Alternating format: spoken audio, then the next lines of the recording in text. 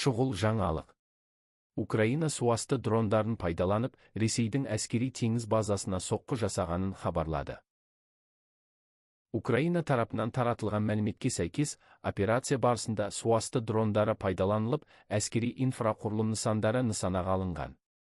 Суасты дрондары жасырын қозғалып, базада орналасқан кемелер мен логистикалық нысандарға бағытталғаны айтылды. Ресей билігі оқиғаға қатысты шектеулі ақпарат беріп, теңіз қауіпсіздігі шаралары күшейтілгенін мәлімдеді. Әскери сарапшылардың айтуынша, суасты дрондарын қолдану теңіздегі соғыс тактикасының өзгеріп жатқанын көрсетеді. Оқиға халықаралық қауымдастықтың назарын аударып, Қара теңіз аймағындағы қауіпсіздікке қатысты алаңдаушылықты күшейтті. Қақтығыс аймағындағы жағдай өзгеріп отырады. Соңғы жаңалықтарды ABB News арқылы бақылап отырыңыз. Комментарий қалдырыңыз, лайк басыңыз, және ABB News'ке жазылыңыз.